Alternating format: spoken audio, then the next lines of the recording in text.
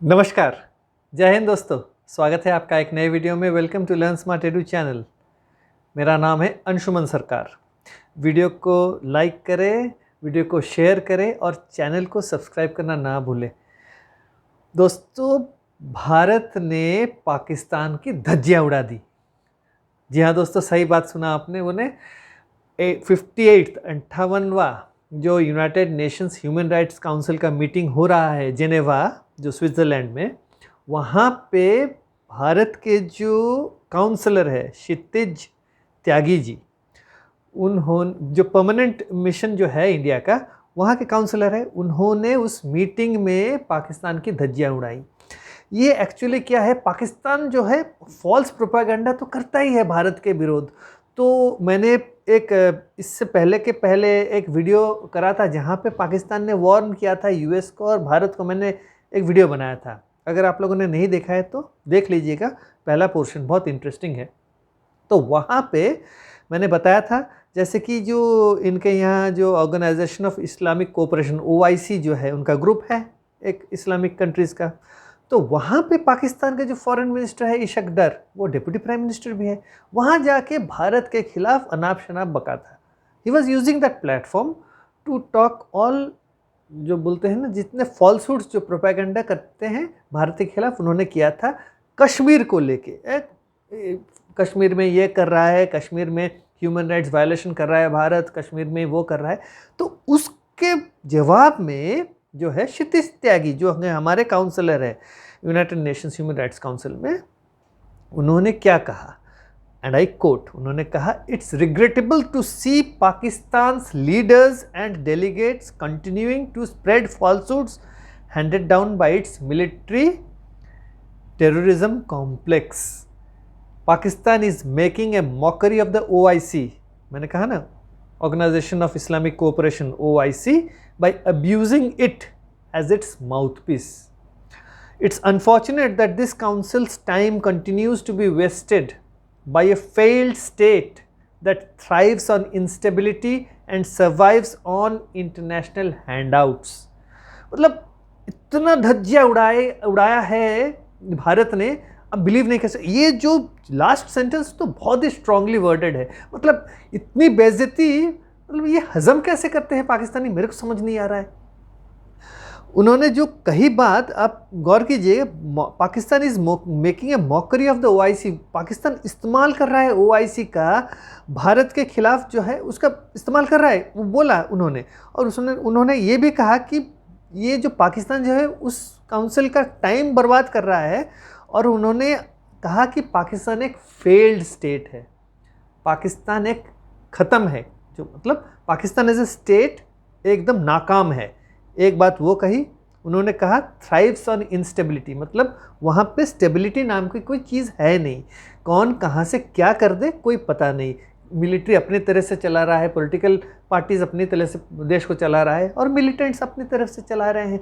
तो it's totally instable.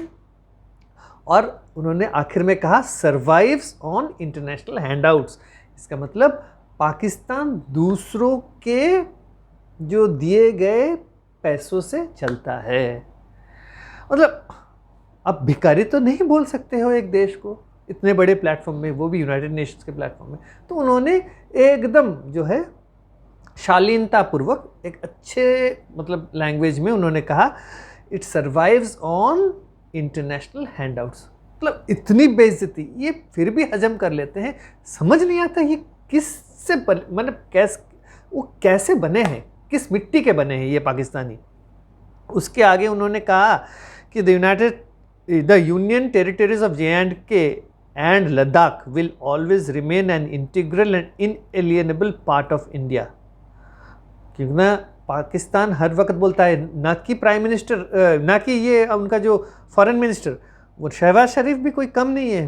वो हर वक्त बोल रहा है ना, यूनाइटेड नेशंस के रेजोल्यूशन के तौर पे कोई बेसिस पे रेफरेंडम होना चाहिए। तो भाई बार बार बोला जा रहा है कि भाई जो जम्मू एंड कश्मीर और लद्दाख जो है ना भारत का, it was is and will be an inalienable part of India।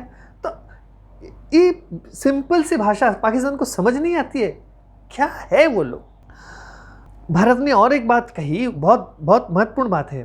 Pakistan बोल रहा है कि भारत जो है अब अपना फ़ौज जो है 10 लाख फ़ौज जो है कश्मीर के अंदर रखा हुआ है। भाई अगर 10 लाख फ़ौज रखा हुआ है तो दूसरे फ्रंट में क्या है, खाली बैठा है, कोई नहीं है। दूसरे जो फ्रंट है नॉर्थ में, चाइना के बॉर्डर में और बांग्लादेश के बॉर्डर में कोई नहीं बैठा है, सिर्फ जम्मू एंड कश्मीर के भीतर 10 लाख बैठे हुए हैं। मतलब दिमाग होता तभी ना ये बातें वो ना करते, लेकिन दिमाग नहीं है, ये खाली है दिमाग उनका।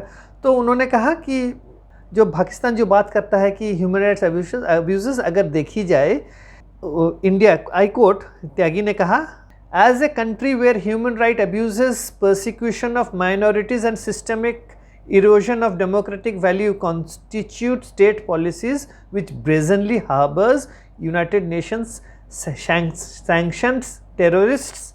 Pakistan is in no position to lecture anyone. Most wanted terrorist अगर देखा जाए कहाँ से मिला था, ओसामा बिन लादेन, पाकिस्तान के भीतर से। और जितने भी डेजिग्नेटेड टेररिस्ट है, ये हाफिज़ सईद बोलिए, ये मसूद अज़हर बोलिए, ये लखवी बोलिए, ये आपके जो ब्रदर्स है, क्या नाम है उनका मैं भूल रहा हूँ, तो ये सारे जो टेररिस्ट है वो वहीं पे पनाह लेते हैं या रहते हैं, पाकिस्तानी ओरिजिन के भी हैं। ऊपर से अभी हमास के लोगों को आके भर रहे हैं ये लोग Pakistani. So that is a breeding ground of terrorism and they are trying to point fingers at India. तो उन्होंने कहा कि ह्यूमन राइट्स अब्यूज़ तो मतलब इतना हो रहा है, मतलब बोलिए मत, बलूचिस्तान में देखिए या केपी में देखिए, खैबर पख्तूनख्वा में देखिए, या आप माइनॉरिटीज़, अब हिंदू कितने बचे हैं, सिख कितने बचे हैं, या बुद्धिस्ट कितने बचे हैं पाकिस्तान के भीतर, मतलब ना के बराबर, हाथ से गिन चुन सकते हो आप लोग। ऊपर से जितने भी मंदिर जो गुरुद्वारे हैं उनको कैसे डेमोलिश किया जाए, वो अभी क्या मैं सुन रहा हूँ, क्या कुछ रिकंस्ट्रक्शन या जो रेस्टोरेशन ऑफ टेम्पल्स एंड जो गुरुद्वारे ये सब करने की कोशिश कर रहे हैं। ये सिर्फ ढोंग है, दिखावा है, क्यों ना, इससे क्या होगा, विदेशों से पैसे आएंगे तो फिर जेबें भरेंगे ना ये लोग, पाकिस्तानी लोग। तो यही है माहौल अभी। तो अभी भारत ने बोल दिया है कि भाई instead of unhealthy obsession with India, Pakistan should focus on providing actual governance and justice to its own people. भाई तुम अपने ऊपर फोकस करो ना, अपना इकोनॉमी को सुधारो, अपने लोगों को जस्टिस दो। अब के ये बलूचिस्तान में क्या हो रहा है, लोगों को जो है मतलब यू आर जो है treating them like step brotherly attitude, जिसे मतलब सब कुछ लेते हो, उनके सारे ह्यूमन नेचुरल रिसोर्सेस वगैरह सब कुछ लेते हो, लेकिन बदले में क्या देते हो, कुछ नहीं, गोलियां देते हो। आर्मी क्या कर रही है, गोली मार रही है लोगों को। तो वही है, तो इतना निकम्मी है अभी पाकिस्तान की जो मिलिट्री और जो पॉलिटिकल एस्टैब्लिशमेंट, वो भारत के जो विरोध ये फॉल्स प्रोपेगेंडा कर रही है। तो बड़ा एक तमाचा पड़ा अभी पाकिस्तान के ऊपर। इतना ही नहीं, यूनाइटेड नेशन सिक्योरिटी काउंसिल में भी हमारे जो परमानेंट जो एम्बेसडर है जो वहाँ पे भी पाकिस्तान की ऐसी धज्जियाँ उड़ाई थी, उन्होंने भी कहा था। अब UNHRC में भी हो गया है, लेकिन पाकिस्तानी प्रोपेगेंडा जो पाकिस्तान जो है हर रोज़ बेइज्जत होगा, लेकिन वो वही चीज़ फिर से दोहराएगा। अब हुआ क्या है, अभी अमेरिका जो है, अमेरिका के जो कांग्रेस में अभी ये लोग पाकिस्तान की धज्जियाँ उड़ाएंगे। क्यों मैं बता रहा हूँ, अभी क्या हुआ है, एक हाउस ऑफ रिप्रेजेंटेटिव्स में वो लोग एक बिल इंट्रोड्यूस करेंगे to restore democracy in Pakistan, America के हाउस ऑफ रिप्रेजेंटेटिव्स में। ये एक बहुत बड़ी बात है। और इसमें वो लोग ये भी डिसाइड करेंगे कि जो पाकिस्तान का जो आर्मी चीफ है उसके ऊपर सैंक्शंस लगाया जाए या नहीं। ये बहुत इम्पोर्टेंट महत्वपूर्ण जो है ये बात है। ये एक्चुअली में क्या है, वहाँ पे उनके यहाँ एक कांग्रेसमैन है जो विल्सन, वो एक पाकिस्तान डेमोक्रेसी एक्ट इंट्रोड्यूस करने वाले हैं। तो ये एक्चुअली क्या है, ये बिल जो है, ये बिल एक्चुअली बता रहा है कि कैसे रेस्टोरेशन ऑफ डेमोक्रेसी होगा, और पाकिस्तान में जो मिलिट्री ऑफिशियल्स है उनको कैसे टारगेट किया जाएगा। इस बिल में actually according to the bill the US government will adopt a firm stance on promoting democratic governance in Pakistan. उसका जो की प्रोविज़न है उसमें ये मैंडेट करता है कि एक 30 दिन का रिव्यू पीरियड होगा टू डिटरमिन जो उनके यहाँ जो पोटेंशियल सैंक्शंस लगेंगे कि नहीं। सैंक्शंस मतलब बहुत बड़ी चीज़ है, ये प्रतिबंध जिससे कहा जाता है वो बात है। तो अभी जो है ये लोग बोल रहे हैं कि पहले पाकिस्तानी जनरल्स, गवर्नमेंट ऑफिशियल्स और उनके फैमिली, इन सारे लोगों का जो असेसमेंट और एलिजिबिलिटी देखा जाएगा कि वो सैंक्शंस उन पे लगाए जाए कि नहीं, और उसके बाद जो है ये लोग देखेंगे कि वो उनके एक्शंस जो है डेमोक्रेसी के खिलाफ है कि नहीं। ये सारी बातें होंगी। तो ये बिल बहुत जल्द ये इंट्रोड्यूस होने वाला है और काफ़ी सारे कांग्रेसमैन जो है they are for this bill. इसका मतलब बहुत बड़ी बात है। दुनिया के कई सारे देश अब इसके ऊपर नज़र बनाए बैठे हैं, इंक्लूडिंग इंडिया, क्योंकि ना आर्मी चीफ के ऊपर सैंक्शंस लगना एक बहुत बड़ी बात होती है किसी भी देश का, और वो तो ठहरा पाकिस्तान। वैसे भी पाकिस्तान के जो आर्मी वही तो कंट्रोल करती है ना पाकिस्तान की जो पॉलिटिकल क्लास को। तो अब जो है अब बहुत मज़ा आएगा। इतना ही नहीं, अब उनके यहाँ पाकिस्तानी पीपल्स पार्टी जो है आपका बिलावल भुट्टो उसका चेयरमैन है। और मज़ेदार बात ये हुई है कि डेमोक्रेसी को लेके उसने भी एक बात कही है कि पाकिस्तानी डेमोक्रेसी फेसेस चैलेंजेस। कहाँ कही है वो ये बात उसने? वो गया है इंग्लैंड, यूके में, वहाँ पे जो ऑक्सफोर्ड यूनिवर्सिटी का जो यूनियन है उसका प्रेसिडेंट उसका एक इंटरव्यू ले रहा था। उस इंटरव्यू में उसने कहा कि Pakistan democracy was not the strongest. Pakistan के democracy is not the strongest, क्योंकि ना उसके बहुत बड़े सारे चैलेंजेस हैं अभी। चैलेंजेस, और उसमें आई कोट उसने कहा कि populism and post fact politics and post shame politics and alternate reality politics. तो इसका मतलब ये है कि सिर्फ पॉपुलिज्म के थ्रू ये लोग डेमोक्रेसी चला रहे हैं, और जो अल्टरनेट रियलिटी पॉलिटिक्स वो लोग कर रहे हैं, और शेम पॉलिटिक्स कर रहे हैं। मतलब जितने गंदी चीज़ें पॉलिटिक्स में हो सकती है वो सारी चीज़ें वो लोग कर रहे हैं। इसीलिए तो डेमोक्रेसी इतना वीक है पाकिस्तान में। He is also suggesting the same thing, और वो बताने की कोशिश कर रहा है कि अगर मैं होता तो मैं कॉन्स्टिट्यूशन को किसी और एक और तरह से मैं ड्राफ्ट करता और उसको स्ट्रेंथन करता डेमोक्रेसी को। भाई तुम्हारा जो कॉन्स्टिट्यूशन है वो तो आर्मी ड्राफ्ट करता है। हिम्मत है तुम्हारी, तुम बोलो आर्मी को कि हम लोग नया कॉन्स्टिट्यूशन बनाएंगे, इसको फेंक देंगे बाहर, and will make our democracy strong. बता के तो देखो क्या होगा, हश्र पता चल जाएगा तब। तो अभी उनके रूलिंग पार्टी का जो सपोर्टर है, PML नवाज का सपोर्टर ये PPP है। अब अपना खुद का गवर्नमेंट अगर बोल रहा है सपोर्टर कि हाँ हमारा डेमोक्रेसी वीक है, तो अमेरिका अगर पाकिस्तान डेमोक्रेसी एक्ट लाता है तो कोई बुरी बात तो है नहीं है, तो सैंक्शंस वगैरह तो लगेंगे। शायद कहीं इसको तो पता नहीं है कि कहीं ये तो उन लोगों के साथ मिला हुआ नहीं है जो कि अंदर की खबर अभी पास ऑन कर रहा है। हो भी सकता है। आप पाकिस्तानियों को बिल्कुल बिलीव नहीं कर सकते हैं, ये तो बात तय है। तो ये है, अभी देखिए ये प्रूफ मिल गया ना कि, और ये जब है ये तो कोई छोटा मोटा आदमी है नहीं, तो ये एक्स फॉरेन मिनिस्टर था और PPP का प्रेसिडेंट है।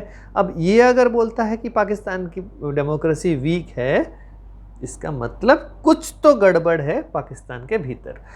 अब उसकी इकोनॉमी तो एकदम बर्बाद हो चुकी है, और ऊपर से अब क्या हुआ है, अब ये हुआ है कि पाकिस्तान जो ICC ट्रॉफी जो भारत के साथ जो दुबई में मैच हारा है, उसके बाद जो उनको झटका लगा है, इंक्लूडिंग इट्स प्राइम मिनिस्टर, पूछे मत।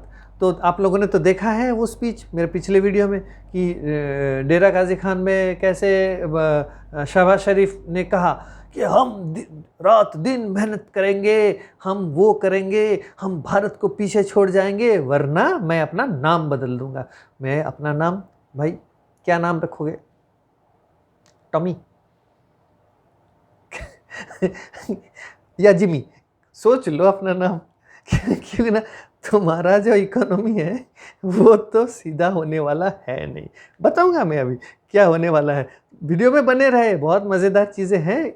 ज़्यादा लंबा नहीं खींचूंगा वीडियो, लेकिन बहुत अच्छी अच्छी चीज़ें हैं, बताऊंगा कैसे उनका इकोनॉमी मतलब जो वो भारत के बराबर करने की कोशिश कर रहा है, भारत को पीछे छोड़ेगा।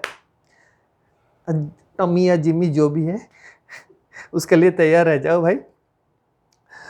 तो ऑब्सेशन हो गया है ना भारत को लेके।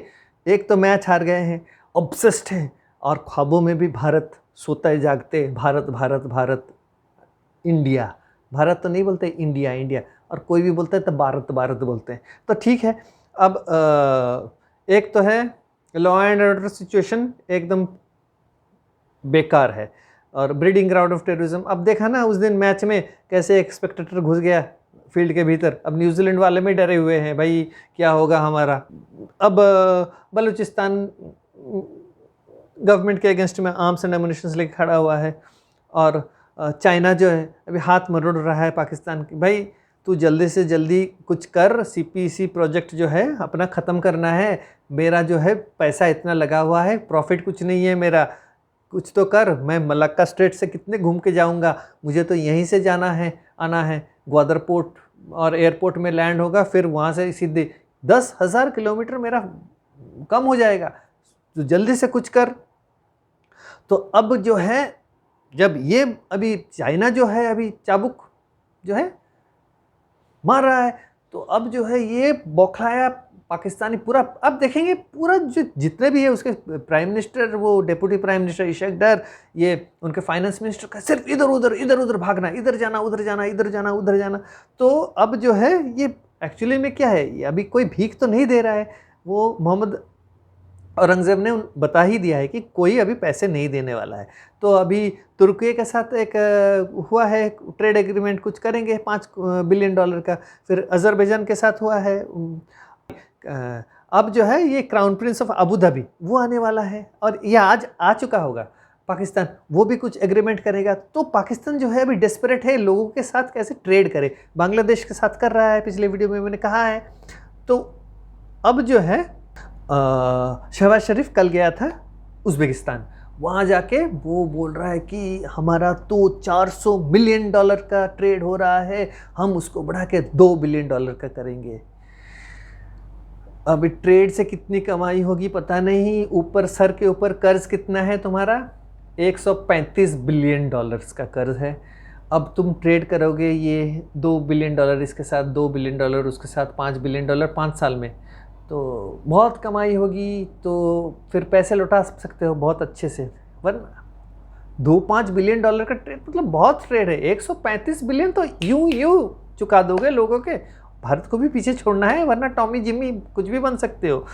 तो अब जो है एक चीज़ है, वो गया है एक्चुअली उज़्बेकिस्तान एक ख़ास मकसद से। मकसद ये है कि उसको चाहिए एक रेल लाइन जो कि पाकिस्तान से अफ़गानिस्तान के थ्रू उज़्बेकिस्तान जाएगा, क्योंकि ना पाकिस्तान और उज़्बेकिस्तान का जो बॉर्डर कॉमन नहीं है, वो जैसे भी हो अफ़गानिस्तान होके उसको उज़्बेकिस्तान जाना पड़ेगा। ये एक्चुअली ट्रेड लाइन जो है ये इसको क्यों चाहिए, चाइना जो है उसको चाहिए ये लाइन, क्योंकि ना ये जो सीपेक का वो उसने जो कॉरिडोर बनाया है ये तो सीधे जा रहा है ना चाइना तक, शिंगजियांग प्रोविंस जो उनका ऑटोनोमस रीजन यूगर वाला रीजन, तो वहाँ तक तो लाइन है, लेकिन उसको चाहिए एक अफ़गानिस्तान के थ्रू एक सेंट्रल एशिया तक।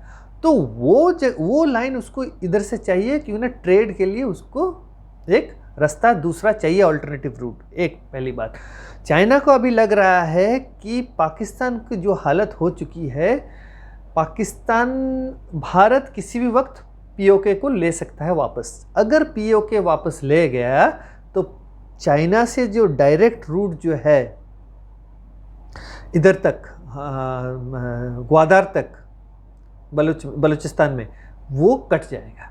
अगर POK भारत, ये स्ट्रेटेजिक मूव है, ये चाइना का मूव है, ये पाकिस्तान सिर्फ इसको फैसिलिटेट कर रहा है, क्योंकि ना सीपेक का इतना पैसा लगा हुआ है। चाइना ने बोल दिया है कि भाई मैं अपना आर्मी जो है ग्वादर एयरपोर्ट और ग्वादर पोर्ट में लगा दूंगा, तू जल्दी से जल्दी कुछ कर, वरना देख ये करने वाला हूँ। इसीलिए ये भाग रहे हैं। अब जो है ये अगर अल्टरनेट रूट हो जाता है, कल को अगर उधर काराकोरम वाला जो हाईवे जो उन लोगों ने बनाया है वो अगर कट जाता है, तो काशगर से सीधा उधर से घूम के उज़्बेकिस्तान हो के फिर अफ़गानिस्तान हो के पाकिस्तान हो के वो निकलेगी। तो ये है actually that is the shortest route, और नहीं तो क्या। सो मैं आज जो बोल रहा हूँ ये हो के रहेगा। आप आज का डेट और टाइम लिख के रखिए, आप जब देख रहे हैं ये वीडियो, ये ज़रूर होने वाला है। देखिए चाइना जो है ना वो 50 साल दूर की सोचता है, 15-20 साल दूर की सोचता है। ये पाकिस्तानी की तरह नहीं है, आज पैसे ले आए खा के उड़ा दिया फिर भीख मांगने शुरू कर दिया। वो बड़ा देश है, वो लंबा सोचता है, अपने आप को सुपर पावर मानता है चाइना।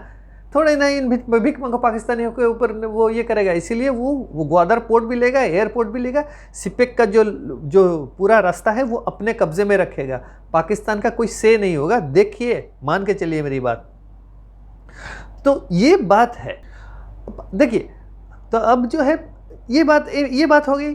अब जो है पाकिस्तान जो है हर चीज़ में अपना जो टांग अड़ाता है, नाक घुसेड़ता है। अब हुआ ये है कि ये जो कल ही यूनाइटेड नेशन सिक्योरिटी काउंसिल में पाकिस्तान का जो एम्बेसडर है वो क्या बोल रहा है, वो बोल रहा है कि इज़राइल जो है उसको छोड़ जाना चाहिए, 67 का जो स्टेटस है वहाँ तक वापस होना चाहिए, जो पैलेस्टीनी वहाँ वापस जाना चाहिए, ये है वो है। मतलब भाई उसके आस पड़ोस के जितने देश हैं वो कुछ नहीं बोल रहे हैं, हर चीज़ में पाकिस्तान को बोलना है। ये बोलते हैं ना, empty vessels make the most noise, एकदम फिट बैठता है। मतलब दिमाग बिल्कुल खाली है। अगर शोर करोगे तो लोग कहीं तुम्हारी तरह नज़र फेर के देखेंगे। तो यही है पाकिस्तान। तो अब इकोनॉमिक फ्रंट में क्या है, इकोनॉमिक फ्रंट में तो पाकिस्तान की लगी पड़ी है। उनके यहाँ जो फाइनेंस मिनिस्टर है मोहम्मद औरंगज़ेब साहब लगे पड़े हैं, कैसे रिवाइव करेगी इकोनॉमी। तो वो कल ही किसी टीवी चैनल या किसी बात कर रहे थे कि पाकिस्तान का जो इकोनॉमी मैंने रिवाइव कर दिया है, मैं इन्फ्लेशन बिल्कुल नीचे ले आ रहा हूँ, और IMF की टीम आई हुई है, क्लाइमेट चेंज के ऊपर हमें फंड्स देंगे। भाई फंड्स किस बात के क्लाइमेट चेंज के दे रहे हैं पता नहीं है, पाकिस्तान क्या करेगा, सारे तो पॉकेट में जाएंगे लोगों के। तो ऐसी हालत है। ऊपर से अब क्या हुआ है, ये जितने भी जापानीज कार मैन्युफैक्चरिंग कंपनीज है पाकिस्तान के भीतर, उनका जो है ये लोग टैक्स रिफंड नहीं कर रहे हैं। मतलब कहाँ से रिफंड करेंगे, पैसे ही नहीं है उसके पास। तो ये क्या मैन्युफैक्चरर्स जो है ये जाके उनके जो मिनिस्टर से बोल रहे हैं कि भाई हमारे टैक्स के जो पैसे लिए हैं उसको तो रिफंड कर दो। बोले हाँ हम देख रहे हैं, हम रिफंड करने के। देखिए भारत में हमें सिर्फ ऑल्टो, जो मारुति का जो सुजुकी का ऑल्टो मॉडल है, हाई एंड मॉडल, 6 लाख रुपए में बिकती है। पाकिस्तान में उसका प्राइस कितना है पता है आपको? 30 लाख। जो हमारे देश में Alto high and model 6 lakh में बिकती है, वो 30 लाख में बिकती है पाकिस्तान। जो बेस वेरिएंट है वो भी पाकिस्तान में 23 लाख पे बिकती है। तो ये हालत है। ऊपर से अब देखिए जापानीज कार मैन्युफैक्चरर्स जो हैं उन्होंने प्लांट बिठाया है, वो एक्सपोर्ट भी कर रहे हैं, लेकिन ये पाकिस्तानी देखिए कैसे किसके पैसे खाएंगे और डकार भी नहीं लेंगे। तो अब इनके टैक्स के पैसे वो वापस नहीं कर रहे। तो अब ये जापानीज देखिए, जापानीज अपने फ़ायदे के लिए पाकिस्तान में घुसे थे। अब उनको क्या पता था, जैसे कि अभी जापानीज जा रहे हैं बांग्लादेश में घुसने के लिए, कोरियन आ रहे हैं बांग्लादेश में। भाई ये बांग्लादेश भी वही करेगा जो पाकिस्तान कर रहा है, बिकॉज अब देयर गॉडफादर इज पाकिस्तान। तो ये हालत है। तो ऊपर से अब हुआ क्या है, बड़ी बड़ी बातें तो कर रहे हैं औरंगज़ेब साहब। हुआ क्या है, अभी बोल रहे हैं कि जो पाकिस्तान में स्टील का जो इंडस्ट्री है वो बिल्कुल ख़त्म है। वहाँ पे एक स्टील कंपनी है वो बंद पड़ी है, वहाँ उनकी जो 1350 एम्प्लॉयज़ की चटाई हो रही है। They have already chucked them out, उनको नौकरी से निकाल दिया है। तो नौकरी के सिनेरियो में भी unemployment is very high in Pakistan. और एक मज़ेदार बात हुआ है, अब उन्होंने एक साइन किया हुआ है चाइना के साथ एक अकॉर्ड कि Shanghai launch automotive technology company limited और यूसुफ दीवान कंपनी जो पाकिस्तान का है, वो लोग इलेक्ट्रिक व्हीकल असेंबली यूनिट वो बिठाएंगे पाकिस्तान के भीतर। चाइनीज़ कंपनी तो जापानीज़ को लात मार रहे हैं, जापानीज़ के टैक्स के पैसे वापस नहीं कर रहे हैं, Chinese electric assembly car unit बिठाएंगे पाकिस्तान के भीतर। जब ये बात हुई तो पता चला कि IMF ने बोल दिया है कि भाई तुम इलेक्ट्रिक व्हीकल्स में सब्सिडी नहीं दे सकते हो पाकिस्तान के भीतर। तो ये लोग पाकिस्तानी क्या कर रहे हैं, किसी भी तरह चाइना को फ़ायदा देने के लिए हर तरह का सब्सिडी वगैरह दे के चाइना सबसे बड़ा जो है लेनदार है, मतलब उसने लोन दिया हुआ है, ये वापस नहीं कर पा रहे हैं, तो जितने जो है पैसे जो है वो चाइनीज़ प्राइवेट कंपनीज आके इन्वेस्ट करेंगे और वहीं से कमाई होगी। तो सब्सिडी दे के ये लोग सोच रहे थे कि चाइनीज़ कंपनी को जो है फ़ायदा पहुंचाएंगे, तो ये हो नहीं पाया। अभी पिछले दिनों में पढ़ रहा था एक आर्टिकल, उसमें निकला था कि चाइना जितना भी सीपेक प्रोजेक्ट लगाया था 80% जो है कॉन्ट्रैक्ट चाइनीज़ कंपनी को दिया था। इसका मतलब ये है चाइना ने पैसे दिए तो कॉन्ट्रैक्टर चाइनीज़ है, तो वो जो है वो काम करेगा, सीपेक का काम करेगा पाकिस्तान में।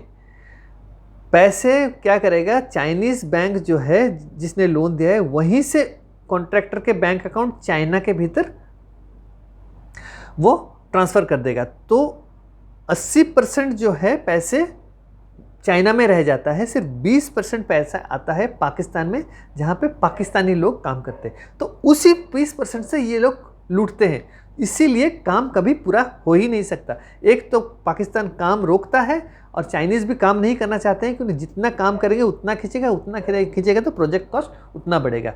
तो अभी जो है माहौल यहाँ तक आके पहुँची है। अब पाकिस्तान सोच रहा है कि बहुत मतलब अभी पीछे छोड़ जाएगा ना इंडिया को। सपने बहुत देख रहा है पाकिस्तान, शहबाज शरीफ और उसके आर्मी आसिम मुनीर भी उसको हवा दे के पूरा आसमान पहुँचा दिया है। मैंने अभी थोड़ी देर पहले कहा कि जो अब देखिएगा हर जगह वो लोग, अभी देखिए शहबाज शरीफ यहाँ जा रहा है, फाइनेंस मिनिस्टर यहाँ जा रहा है, कॉमर्स मिनिस्टर यहाँ जा रहा है, फॉरेन मिनिस्टर यहाँ जा रहा है, दे आर ऑलवेज बिजी। आप लोग अगर गौर करेंगे किसी भी कॉर्पोरेट ऑफिस में देखिए कि 2-3 बंदे ऐसे होते हैं जो कि हर वक्त अपना लैपटॉप लेके कॉन्फ्रेंस रूम में जाएंगे, मीटिंग करेंगे, फिर वापस आ जाएंगे, मीटिंग करेंगे फिर। लेकिन एक्चुअली में ना उनका जो प्रोडक्टिविटी होता है ना वो बिल्कुल 100 में से 10 होता है। तो ये वो उस टाइप के लोग हैं ये पाकिस्तानी जो ये पॉलिटिशियंस। तो बेसिकली घूम रहे फिर रहे हैं, खा पी रहे हैं, मौज कर रहे हैं, आखिरकार देश के लिए कुछ घंटा कुछ करेंगे वो लोग। तो यही अभी सिचुएशन है। पड़ा है लात एक भारत से, अब सैंक्शंस लगने वाले हैं आसिम मुनीर को। अगर लग जाता है, भगवान ना करे अगर लग गया तो वॉट लग जाएगी पाकिस्तान की। तो इसी के साथ मैं इस वीडियो को यहीं समाप्त करता हूँ। वीडियो पूरा देखने के लिए बहुत बहुत धन्यवाद। अगर आपको वीडियो अच्छा लगे तो वीडियो को लाइक ज़रूर करें और चैनल को सब्सक्राइब करना ना भूलें। तो अगले वीडियो तक नमस्कार।